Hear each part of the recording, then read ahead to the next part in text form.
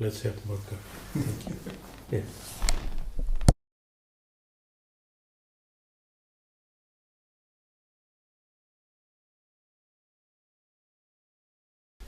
Sitting here in Soest with a new friend of mine, Tiger Singleton, also known as the Tick Monk. Correct. The right way to pronounce it. Yeah.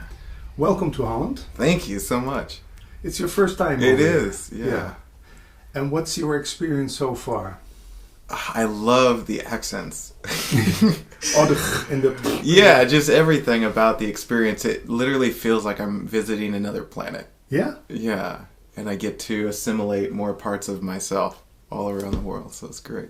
So what's the biggest difference between where you come from and what we guys are playing over here? Well, what I've noticed in Amsterdam specifically is a casual nature that seems to be here.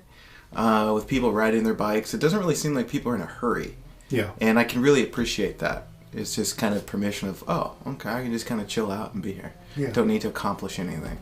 Because you're from... I split my time between Oregon and Hawaii. Oh. Yeah. You should think that in Hawaii people are very laid back. Yeah, that's what I love about it. Yeah. Yeah. And it doesn't snow there really, so... Oh, when it gets really cold in Oregon, I can just kind of take off. You have the best of both worlds. Yeah. Yeah. Yeah. You didn't only come to visit Holland to experience the differences and the similarities between all the people all over the world. No. You come here for another reason. Yeah, well, I was invited to come and share. And so people arranged for that to happen, and I've shown up, and now we're just kind of bouncing around, doing different events, sharing insight and wisdom, and it's been absolutely fantastic. Yeah. Yeah. Well, you told me that you were amazed about the openness. Yeah. Yeah, well, I didn't really know what to expect. I mean, this is my first big trip overseas, and typically I've been sharing, in the States. And, of course, when you enter a new culture, there's this element of the unknown. And so I was really excited to see how it would be received. And what I've been reminded of course, is like, oh, yeah, we're all just human. And we're all dealing with the same issue. And so it's not different at all. It's just an element of being alive that we all share, yeah. Can we know a little bit about your story for people who don't know you? Yeah. And what was your life like before you became so cheerful and joyful? Well, I would say it was just authentically normal in the way of being raised by parents, a little bit of love, a little bit of fear. But my life was also this disaster at the same time. I was terribly depressed as a teenager. I dropped out of high school. I went into the world and just got into all sorts of craziness.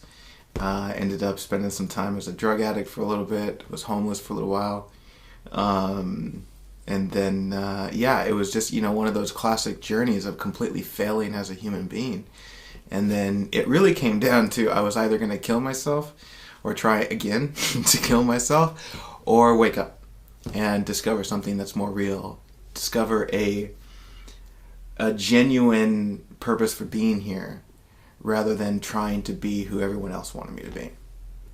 And how did that came about? Was it the church where you first heard of something other than worldly experience? Really it came through my own experience of failing. And you could partly say it came through severe depression, of being in this state of paralysis in my bed where I just couldn't move. I couldn't function as a human being. And I would fight that. There was this big argument in me that said, no, this isn't what I want. This isn't okay. And as I was wrestling with that, it just got to this point of exhaustion where it was like, I can't do this. And I completely gave up. I completely surrendered. And I had asked a question that I hadn't asked, which was, what if it's supposed to be this way? What if I'm supposed to be feeling this way? And I noticed the instant I asked that question, there was this openness where it wasn't so heavy. The energy was still there, but it wasn't as much of a problem as I was making it out to be. And so in that space where life was forcing me to be still, I had allowed myself to see something that I wasn't willing to see before. And that was the insanity playing out in my mind.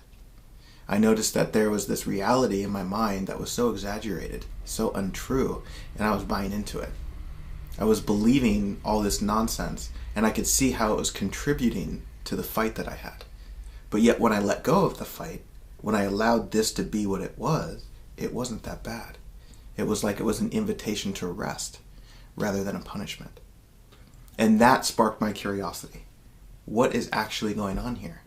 Because I can see what I want to happen. I can see what I hope to happen. But that's not what's happening. Mm-hmm. And so what if I allowed this? And so I noticed that there was something more real here now as opposed to what I thought was happening. And from there, just a genuine curiosity where I wanted to know what was true more than I wanted what I wanted. Sounds very smart. Could you say that you are just a lucky, intelligent guy? That you found out this for yourself? Yeah. Are other people with a depression maybe then not so smart? Or how, is it grace? What is it that you came to find out? Ultimately it's grace because I didn't do anything. What I see is a natural unfolding. That this is going to happen. This is what life is. Life is this discovery. And the more we give up on the mental projection of what we think we want, the more we just become available and admit that we don't really know, then we can't help but see this. And so really it's just, if someone's willing to surrender and be open, you're going to see this. There's no doubt in my mind about that. It doesn't have to do anything with IQ or No. circumstances or No. being a boy, a girl, smart, not smart. No, see, and this is what I love so much about this, is the liberation is available wherever you find yourself. Whatever life circumstance you may be in, whether it's a war-torn country, whether it's in the ghetto somewhere, or whether it's in a rich neighborhood, it doesn't matter. Because what you discover is what exists inside of you. And when you touch what's true about you, this surface condition is absolutely irrelevant. And in that space, there's this joy that emerges that simply doesn't care what's happening out there. You tap into it and then you let it move you. That joy is always there. The joy is holding space for every human experience. Yeah. And so when you see the joy, when you allow the joy to be what you are, then you can be free in your humanness. Yeah. You can be with joy and allow sadness to move. You can be with joy and allow anger to move, happiness to move, whatever. It's just appreciating the experience of being human while realizing that whatever happens doesn't actually affect what you are. I heard this before, of course. Probably. You're telling me in a very cheerful and original way. That's what I like about you. So no Advaita book or no big change because of one teacher you saw. You all found it out yourself. Well, no. No? Is there someone... Well, see, and this is the comedy of it all. Yeah. Because I don't see myself as separate from all of these things. Mm-hmm. It is a movement of life that allows for it. So it might look like it comes from this. It might look like it comes from that. Yeah. But really what it is the openness within the individual. Because when I go and speak to people, I'm not actually telling them anything. They're just open. And in their own openness, they're going to receive what they need to hear for whatever movement they need to move into. And so for myself, in that point of, it's kind of like when I was without a home and my life was just a complete disaster. I was asking myself, what if it isn't their fault? Because I noticed in the mind, I was blaming all these people. Yeah. And it's like, well, wait a minute. What if this is me? What if this is my own creation? And again, it sparked a curiosity of total responsibility. It's like, if I could create this much of a mess, Yeah. What's the polar opposite there? What else could I create knowing that I'm creating? And in that decision, then came tools and resources. Whether it's this book or that book. And so just like other people, they discover this openness and then they find themselves sitting in satsang. It's not satsang, it's them. And then life provides the tool. Yeah. And so in that, we don't need to feel like we're missing any element or any tool. It's just when you're ready, then life provides. It comes to us. Yeah. Yeah. Yeah. And so I have a deep respect for a lot of teachers that have playfully participated in this. But at the same time, I can't contribute it to anything outside of what I am. Yeah, because you first had to make that decision to be open to all of this. Yeah. To receive. Yeah. Yeah. And that's a moment by moment recognition, because there's still this human element that's playing out. And it's probably one of the biggest misconceptions is as I share this insight wisdom, people think, oh, he must have his life totally together. And it's not about that at all. It's the freedom to be human. And by being human, you mean just making mistakes? Making mistakes, messing up, Yeah. being happy, being sad. Hurting people. Yeah, it's all part of the bigger picture that exposes a deeper love in life. Yeah. And so one of the blocks that people have in this discovery is they feel like when they have it or they see it, then the outside world is going to change and they never have to be insecure again or be afraid again. But that's not the point. Freedom is not freedom from feeling afraid. Freedom is the freedom to feel afraid if that's what's happening. Beautifully said. Yeah. Give me 1 second. Okay. So you also wrote a book. Yeah, that happened. That happened. You didn't write it. I mean, well, yeah, playfully I wrote it. It doesn't feel like it was me. No. It was just, oh, this is happening. An explosion of love, the color of all things beautiful. Something that triggers me because I think I have a weight problem all my life is that you lost about 50 kilograms. If we say over here, it's 100 pounds. Yeah, about 100 pounds. How? Was it before or after the awakening? Let's say it like that. It was part of it. It was part of it. Yeah, because all of the perceived challenges that we have are opportunities to discover love. And that's what that was for me. It was an expression of withholding love from myself. And as I allowed love to emerge and bloom in my heart, it was just a natural evolution of sorts that would just fall away. Because Oprah Winfrey once said that eating too much is just trying to put love inside your mouth. You're trying to love yourself through eating. Yeah, and there's an energetic game that's going on. When you're not loving yourself and you feel deficient, you start eating fear. You're like, I'm not good enough. I hate myself. And it doesn't matter if you're eating healthy or crappy. If you're eating fear, you're eating fear. And so the invitation in my experience was, I'm going to enjoy myself. I'm going to essentially eat what I want, but allow it contribute to joy. Mm-hmm. And that's what I recognize is I don't need to map out a plan to lose weight. I just need to enjoy myself. And what I recognized was some foods did not contribute to joy.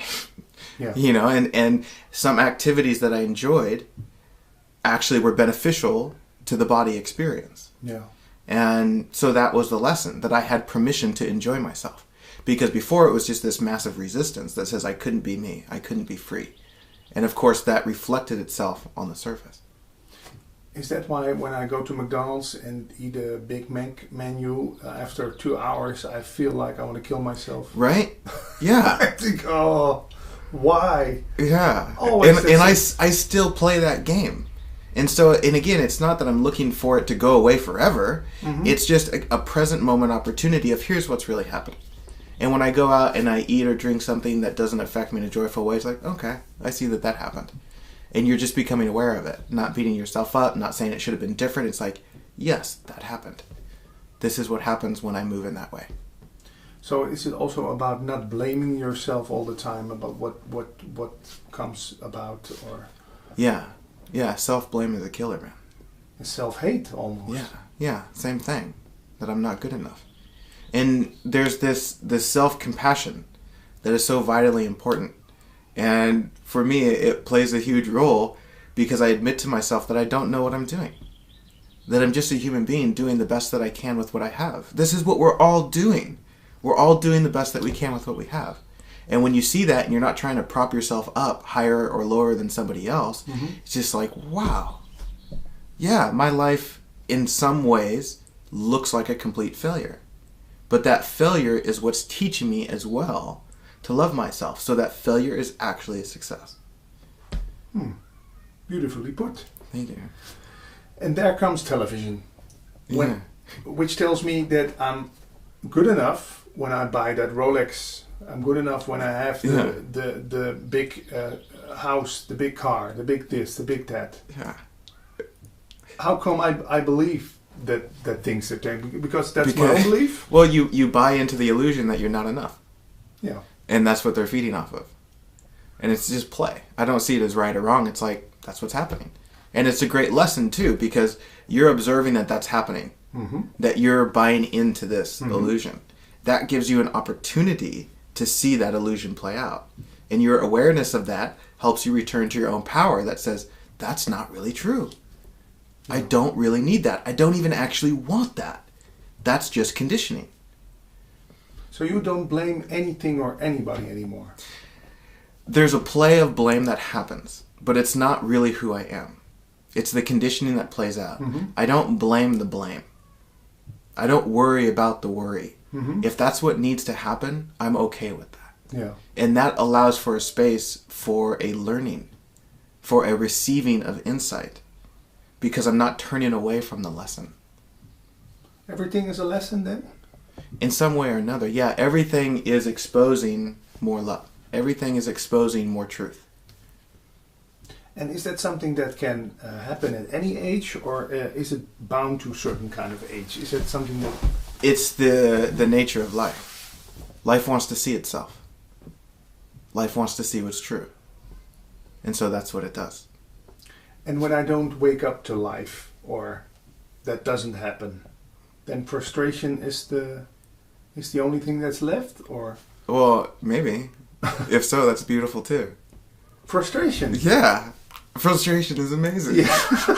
Well, I feel a little bit of that. I know if I see someone on television who gets very frustrated, we all start to laugh because we recognize that. Yeah. Oh, he's so... And by laughing at them, you're laughing at yourself. Yeah.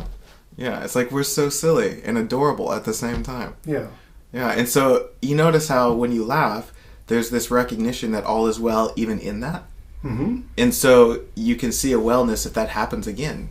And so in this moment, you don't have to be afraid of that happening again, because you see how cute it is. And in the embrace of that, it's less likely to happen again.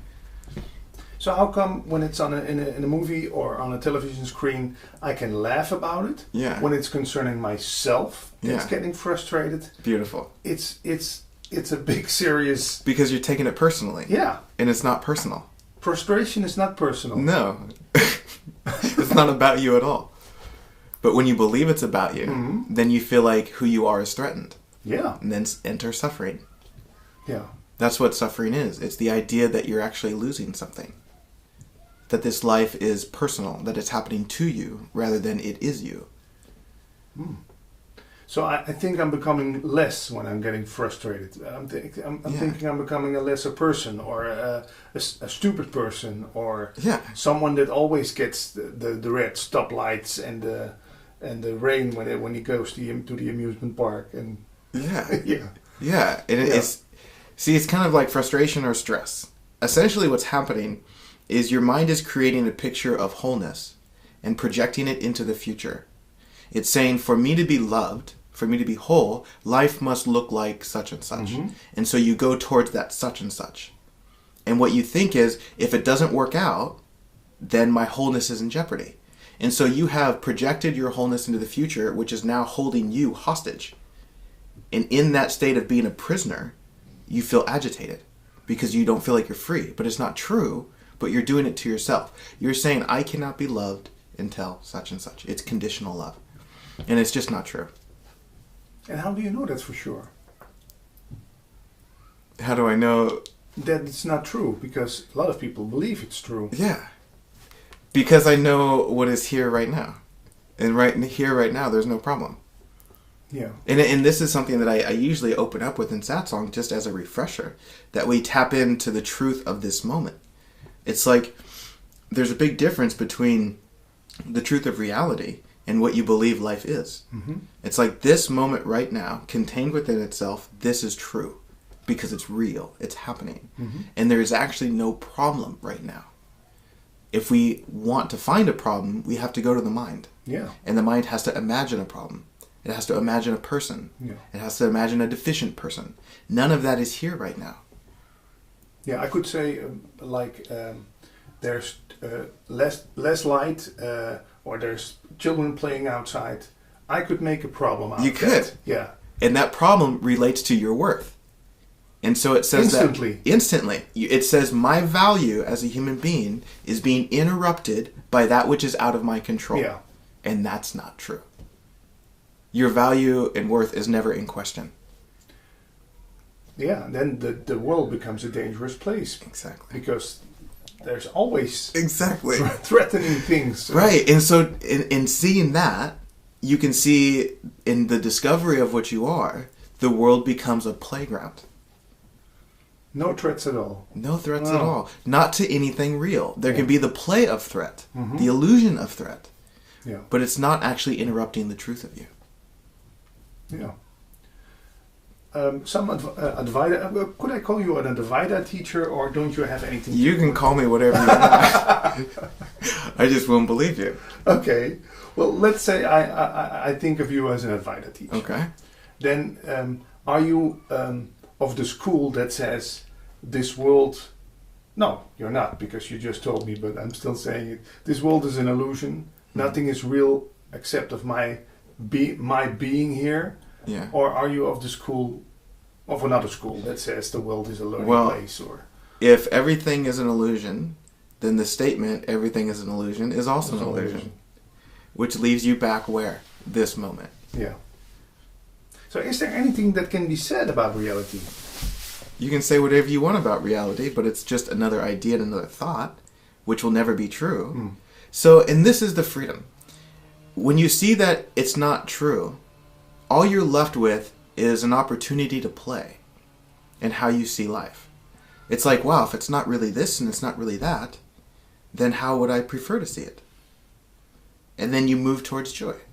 You see things as opportunities rather than problems. Yeah. You talk about this also with business people. How do they react to it? To each their own, but it's like last night we spoke at the European Leadership Platform to a bunch of business leaders, and it was amazing. People are starting to recognize that the spiritual path is every path that you're on. Business can be a spiritual path. Being a parent is a spiritual path. Mm-hmm. Life is spirit. So wherever you find yourself, you're already on it. You're already doing it. And so we discussed, how it is that love, peace, and joy relates to leadership, relates to the business world. And it was received very, very well. Yeah. Yeah. I'm excited to kind of continue that on. And are you experiencing, how should I call it, that people first think, well, what's this young guy from America going to tell me? What does he know about? I have to visit someone who's in his 60s, who has done it all. Yeah. Well, frankly, I don't care. No. No, because I'm not running around doing what I'm doing for anyone else. No. No? No. You're doing because you like this. This is my highest joy, man. Yeah. This is what I love. Yeah. It's like I'm not moving in this way to help people, per se. There's a play of help happening, but it's not my agenda. My agenda is to sing my song because it's what I love, and that those that enjoy, those that find value, they'll come hang out. That's life's business. What's life's business? To take care of the back end of who it's going to help and who it's not and all of that. No. Where it's going to be... No. So you're not like I was in my days of playing music in clubs and stuff. Yeah. I was a total control freak. Yeah. I talked to the guys at the bar. You have to act this way. The guy at the door, the light, the this, the that. Yeah. You just enjoy doing this, and the rest will be taken care of. And I'm not one to even offer advice on how to do it or how not to do what you do. Because, quite frankly, the way that I move and operate would scare people to death. It's this movement of trust. Yeah. And really the only thing I'm interested in is sharing what I love. And the details will get taken care of. Somehow, some way. And nothing's going to be lost in the process. So I'm just going to enjoy myself. And you trust life completely. Yeah, right now. Yeah. But there will be a moment that shows itself where it appears that I don't trust, which will be an opportunity for me to see how I'm withholding love for myself. So thank you for that non-trust. And then move on. Yeah. You mentioned the word love a lot of times. You seem like a very loving man. Also, your YouTube videos where you share love even without speaking. Yeah. How does that work with, with the ladies? I can imagine. God. I can imagine that there is a lot of female females who see in you the perfect husband. Yeah. Who send you love letters. Because you could easily confuse that love you are spreading with the... It can be confused by them, and it can also be confused by me as a human being. Yeah. Is that a difficulty? It's a playful challenge that is teaching me again how to move in a more authentic and sincere way in integrity. But also, it can show up as a disaster.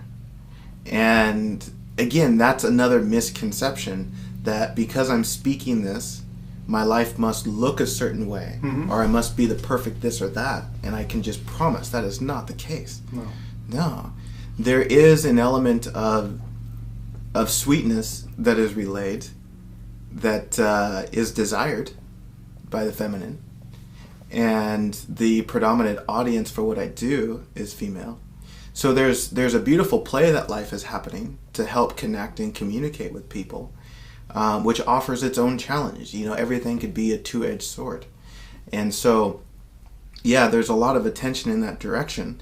But I'm constantly checking in with myself to make sure there's this movement of sincerity, that I'm not trying to fill some void in my own experience. And sometimes I fail miserably. You know, welcome to being a human being. Right now, I feel like my heart is reserved for someone. And I've got rings on my fingers, just as a sign, just to let it be known that I'm not interested in engaging in that way. There's a Dutch teacher who once said, don't confuse the mailman, the postman who brings the love letter. So don't go loving the mailman. Yeah. Love the letter he's bringing. Yes. That's the same with you too. It's the message. Yeah, it's just a message. And this is what we do as human beings, is we project outward. We really believe that I am saying something to you, but really you are hearing yourself.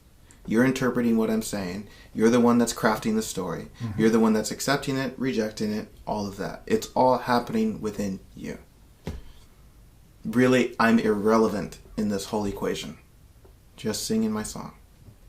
So is it the self talking to itself right now? Or? Yeah, that's all that's happening. We're just playing. And why did the self start playing with itself? It sounds like a good time. Yeah, of course. Was it so boring up there then that he thought let's play the game of hide and seek, or let's play the game of two instead of one? Yeah. Maybe? Well, in order for there to be experience, there has to be duality. There has to be a play. And so in that play, there has to be the appearance of you and me. Yeah. And that's why we suffer. We think that play is real. We forget it's a play. We take it seriously. Yeah. Yeah. We really think there's a you and a me. Yeah. And that's fine too.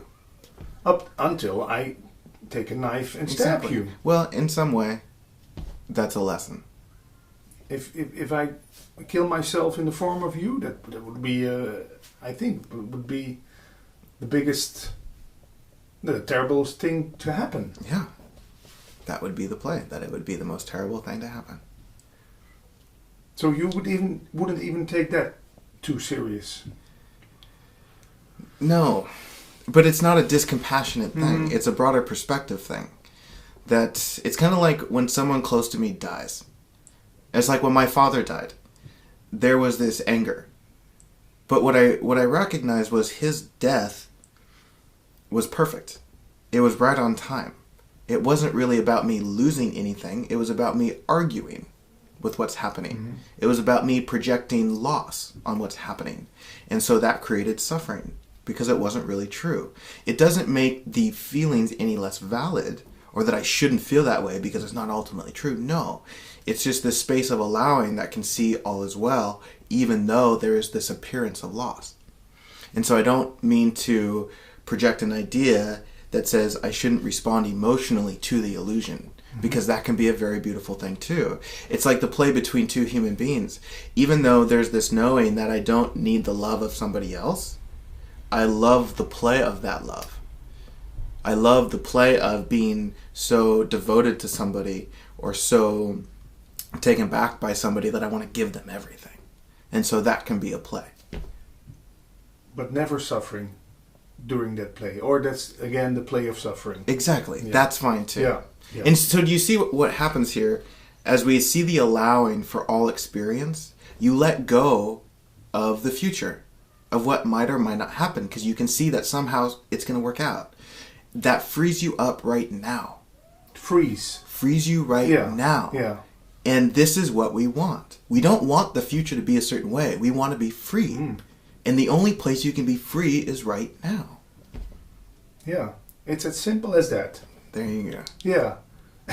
And still, so many books, so many teachings about this. Yeah. You can talk about this for days. We certainly Yeah, can. yeah. And it's fun. Yeah. And I'll keep doing it while it's fun. And then when it's not fun anymore, I probably won't do it. Yeah. One thing that's always talked about in these circles is the free will. Yeah, yeah. Did I decide let's say yesterday, to come here, or did it just happen? And then some teachers tell me both. Yeah. And I go like, both. I want to have one clear answer. Yeah. Did I decide to do this interview? Did you decide to do this interview? Or was it just meant to be? Did it play out? So you're saying you want to know. That's, yeah. I want the reassurance Yeah. that I make decisions or I don't make decisions. Right. Do you know? No. There's your answer. And that's what happens. Laughter. Freeing. Yeah. Because I don't have to know. You don't have to know. Yeah. So what's that thing inside me? We're talking now for about half an hour. We haven't mentioned the word ego, but is that the ego that wants to know, wants to grab? What's that inside of me that wants to know? Because you want to know yourself. You want to know. It's the question of what am I? That's every question. Is what am I? That's ultimately what we're asking. Yeah. Am I the decision maker, or am I the enjoyer, or am I the seer, or? And all of that takes place in the mind, which doesn't have anything to do with the you that's here right now.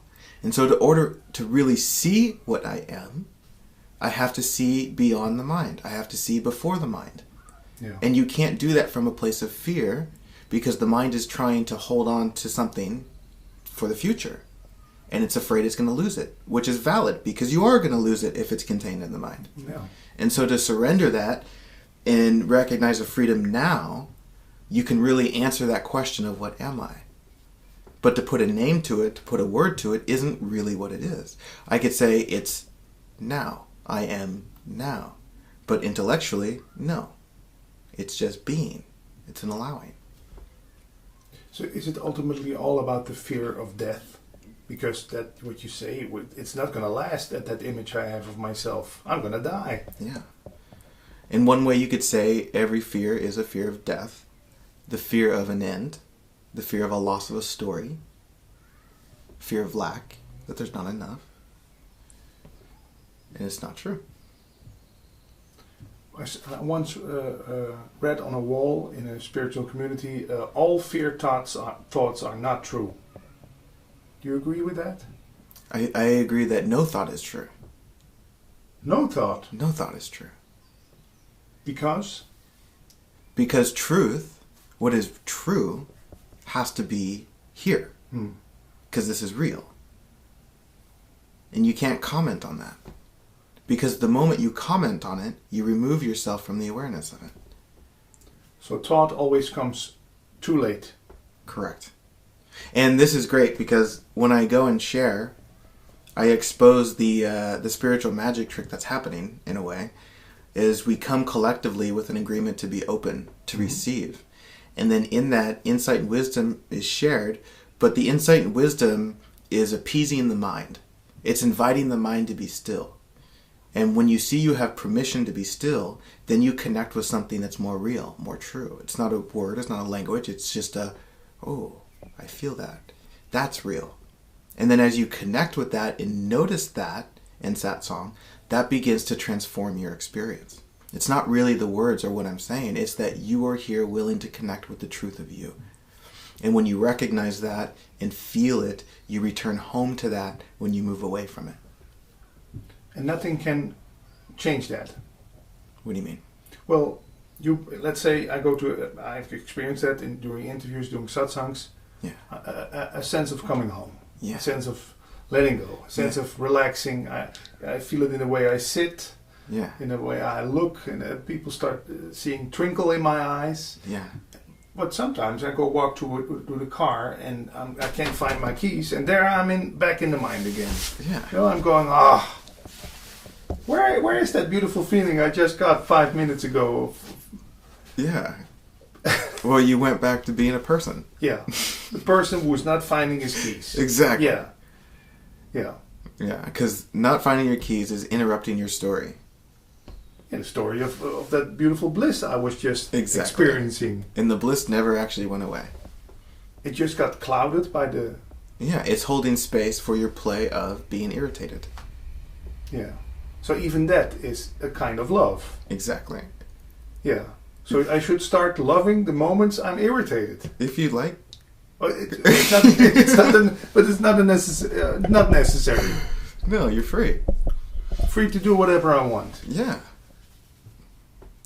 So even nothing wrong with the old grandma who got left by her husband at the age of 50, and until she dies at 90, 40 years of frustrated sitting behind the curtains and thinking the world is a bad place. Nothing wrong with that?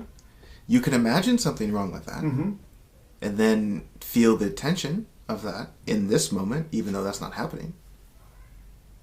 Yeah. So. Yeah. Yeah, I'm just imagining examples of people who get stuck in that misery and take on the role of a victim and never come out of it. Yeah. You start laughing when I talk about this, as it were a cartoon where I'm watching. Well, and you have to understand, this is what's happening now. Mm-hmm. You and I here. If that becomes the reality, and I'm sitting with somebody in that space, it's a completely different interaction. Dynamic. Yeah. Yeah. Yeah. But it's just, I can imagine why you're laughing now. You're laughing about the silliness of the story. Yeah, and I'm just really enjoying life right now. Okay, yeah, that's good. It's nice to hear. You're going to do some more things over here in Holland, also with youth. With the how do you in Nederland zeggen we jongeren, not children, but teenagers. Teenagers. Yeah. Yeah. And what are you gonna tell them? I really don't know. Okay. I really don't know. I just know the space has been set up, and I'm going to arrive and see what happens. I have a feeling it will have to do something with love. Love. Yeah. Okay. And for a teenager, love is like a very exciting adventure, but it's the first time you fall in love. Well, love as a space of being, so that they can recognize that all is well, and that they have permission to follow their joy in this life. So you're not like some elderly who puts up his finger and says, "Throw away your cell phone. It makes you miserable being on Facebook all day and Twittering, Instagram." No. I actually have a funny story about the Facebook thing. Shortly before that No Words video, I was in this space of reflection of, man, I sure am spending a lot of time on Facebook. You know, engaging with people and posting and all of that and liking comments. And I had to get sincere with myself. It's like, why am I doing this? And it was like, because I enjoy it. I enjoy connecting and sharing with people this way. And then not long after that, that video takes off and goes viral and then contributes more to the sharing. That helps me do more of what I enjoy. Yeah. And I playfully see that as this reflection of my own agreement that I'm in the right spot, that I'm doing the right thing. And then life supported that. For me, the fear is that Facebook and all the Twitter things I do are just gaining attention, searching for love outside of myself. It could be. Yeah. And that's a great opportunity to reflect on that. And it doesn't mean that has to stop. It might mean that you engage it in a different way. How do I tell the difference? How do I know the difference? Are you engaging in it with anxiety? Well, I know for sure that because I had a YouTube channel for about 5 years with millions of views. Because of a stupid thing, YouTube cancelled the YouTube channel. Yeah. I was sick for a week. Yeah, because your worth was wrapped in it. Yeah. Yeah. It was part of my ego. It was part Awesome. of my... I'm Patrick, the guy with the big YouTube channel. Yeah. And now, I'm happy for you. happy that it's gone. Well, if that's what happened. Yeah. Yeah. But it still brought me so-called suffering. Yeah. I would now drive to Paris if someone told me, if you now drive to Paris, you get back your YouTube channel. Yeah. I will be in the car right now. Yeah. I don't think that's a sane or a healthy way of engaging in social media. Well, you could say, yes, I would drive to Paris to do that and do it in a different way now. Yeah. I would be honored to be back in that position, Yeah. but to do it more authentically rather than wrapping my identity up into it. Yeah. Yeah. So, are you still bothered by your identity? Am I bothered by Yeah. my identity? Does it bother you in a sense of if this interview would be seen 5,000 times, no. 10,000? I don't care at all. No, I'm not here for that. No. I Yeah. know, but I would imagine from my place, Yeah. it would be nice that this interview would be watched. Yeah, it'd be fun, Yeah, but it's irrelevant. irrelevant to the joy that we're experiencing right now. Yeah, it's absolutely irrelevant to my life. Yeah. What happens to this interview when I leave? Yeah. Yeah. Even if in 5 minutes I would say power shut down, interview gone. Yeah. You wouldn't say we did it for nothing. No, because we are so in joy, in fullness of this moment, that it's complete. It doesn't need to be anything other than this. And I'm not relying on this for my own wellness. Yeah. So there's no particular reason of doing this. Other than joy? No. And is joy then always the reason to do things? Contribute to joy? Depending on what your perspective of joy is, I would say yes. In another way, I'd say no. Maybe more appropriately, we could say sincerity as the motivation. Mm-hmm. This is very sincere for me to do. Because joy we can see as, oh, it means I'm happy. I always have to go and be happy. I wouldn't say that at all. No. That could be an ego thing also. Exactly, because I'm afraid of feeling sad. Yeah, so I'm just following the parties. I'm looking at the party agenda every day. Where's the biggest party? I'm going to be there. Because I don't want to feel that. Yeah. Yeah. Yeah. One more question about depression. Yeah.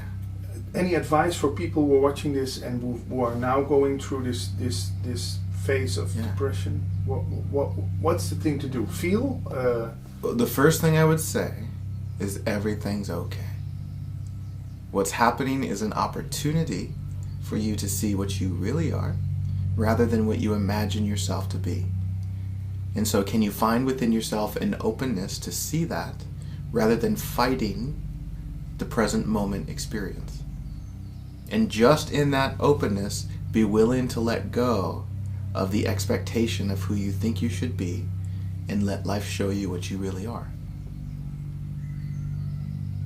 And that's it? For now. Yeah. Okay. Ask me tomorrow, I might say something different. Yeah. Yeah. When people want to get in touch with you, there's the website. Yeah, takemonk.com. Can you maybe put up the book? Very proud. Is there translations in other languages already? Not yet. Okay. But that could change tomorrow, so. Yeah. Yeah. I could. Thanks for the book. I can. I know some people at some. Well, whatever.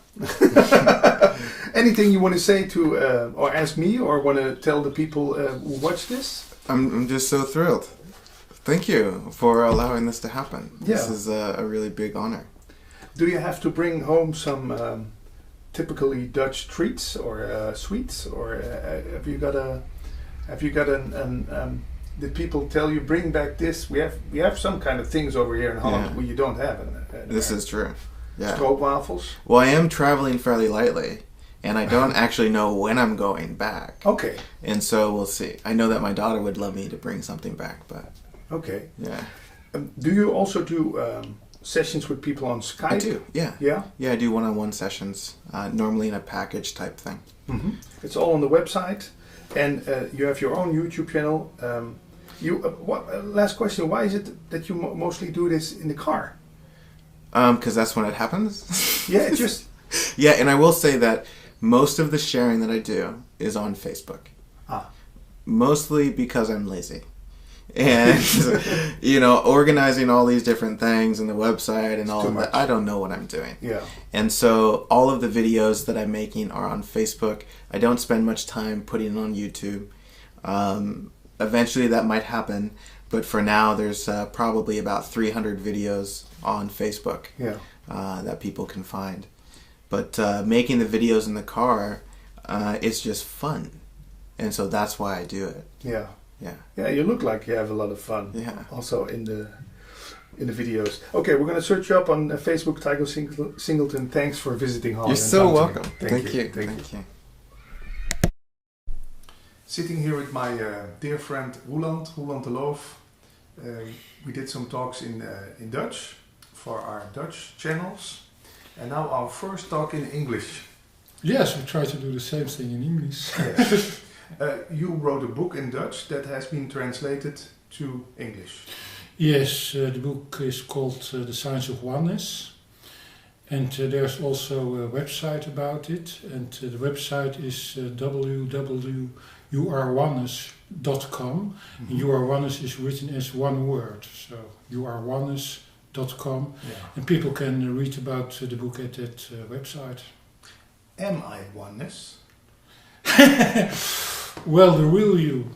But there's always a split between what you experience and the ultimate reality.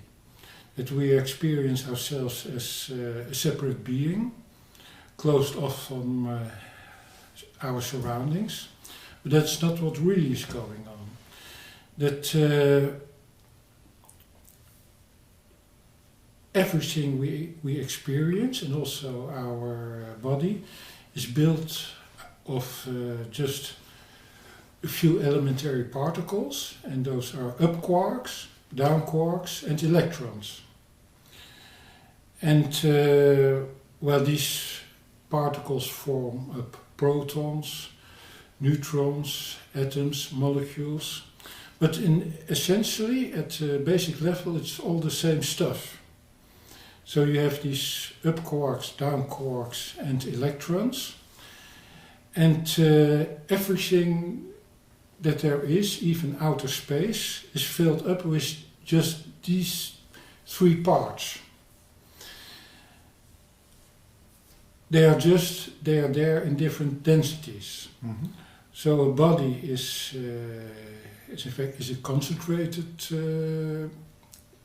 part is made of a concentration of these particles, and the air, which you can look through, is made of much less dense. Yeah. Dense. And that's why we can walk through air and not through someone else's body. Yes. It's density. Yes. Yeah. But it looks to us that air is empty. Mm-hmm. That's not the case. It's built out of the same material as our bodies, just in a less dense, less density.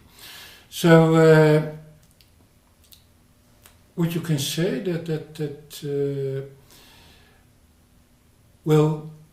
our bodies are built for survival. Mm-hmm. And for survival, it's important to experience duality. There must be some separateness between me and the lion. If I feel that the lion and myself are the same thing, well, then I will probably not survive very much. Yeah. I must be motivated to defend myself.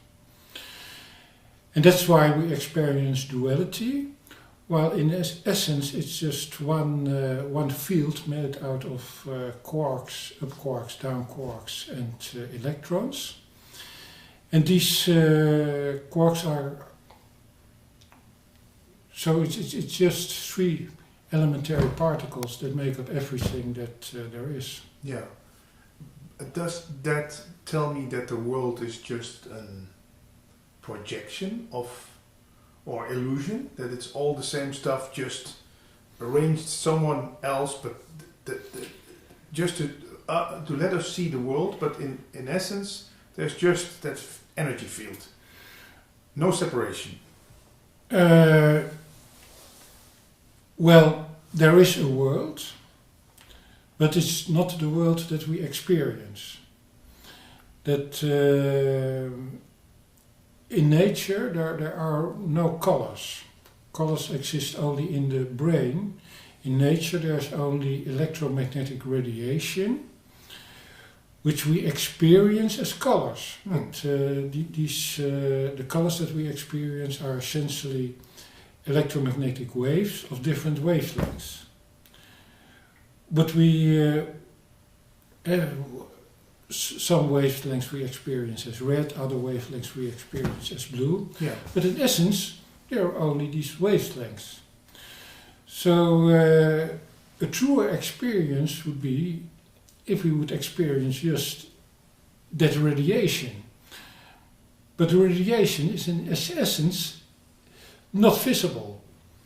And there are also wavelengths that we cannot see. For example, radio waves. They are of wavelengths that we cannot see. Yeah, but you need a radio to hear them. Yes, but and also shorter wavelengths that we also cannot experience. But in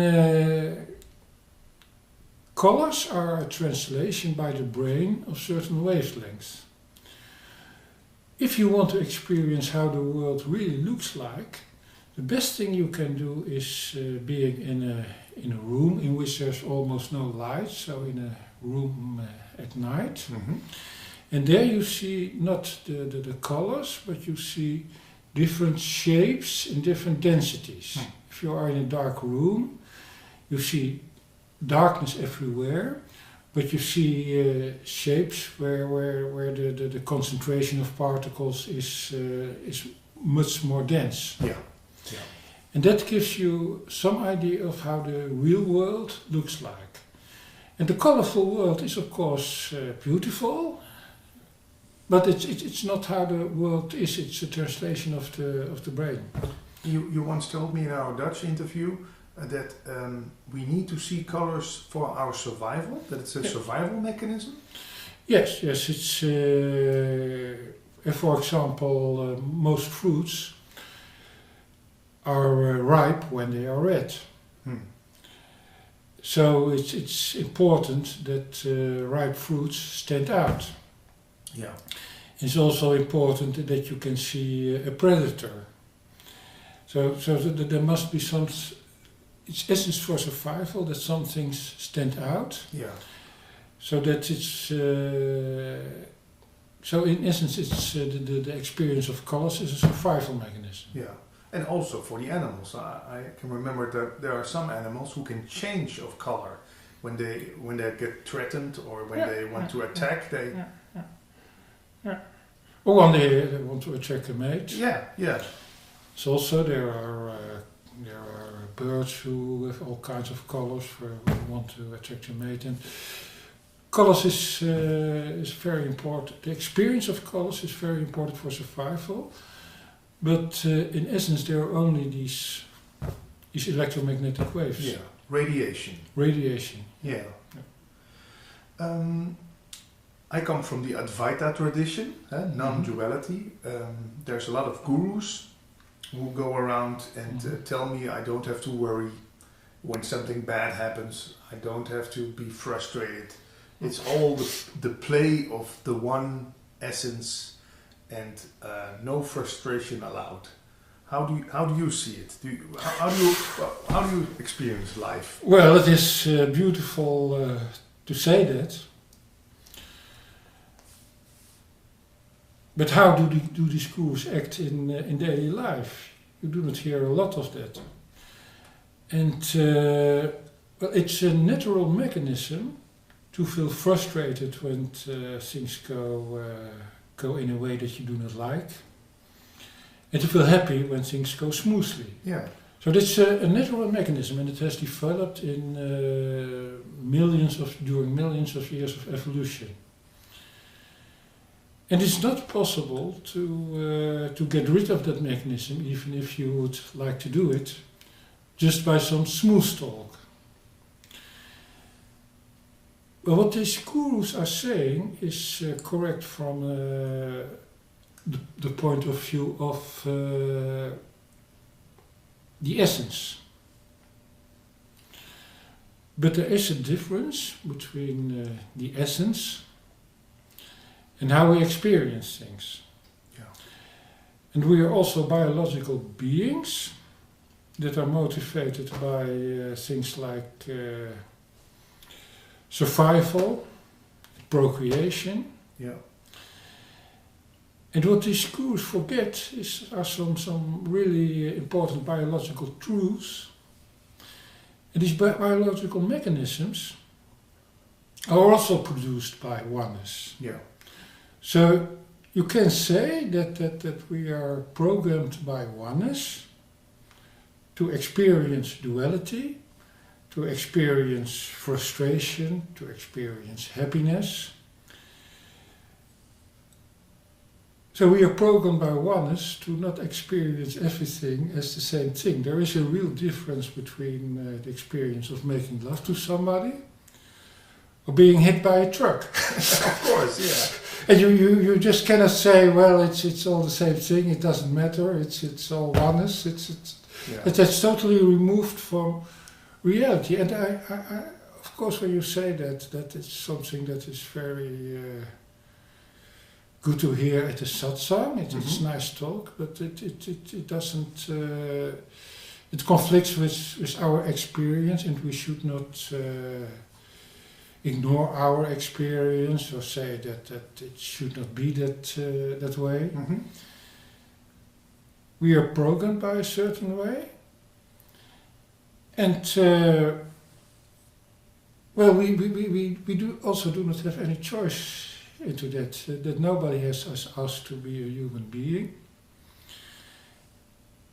And instead of saying that we our experience should be something different, I think we should embrace things as they are, even if it means feeling totally frustrated, even if it means feeling sad, if it means feeling bad. Yeah. That's I think the danger of what these gurus are saying is that it also removes you from your emotions.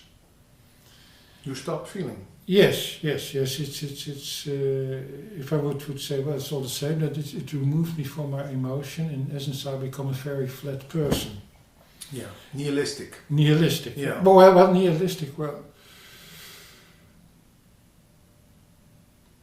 what you often see in Advaita is that there's a confusion between the level of absolute truth. Mm-hmm.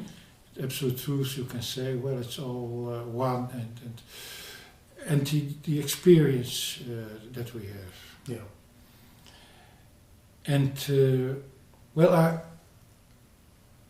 personally think that also the gurus that are saying these things also experience frustration in daily life when things happen badly. Yeah.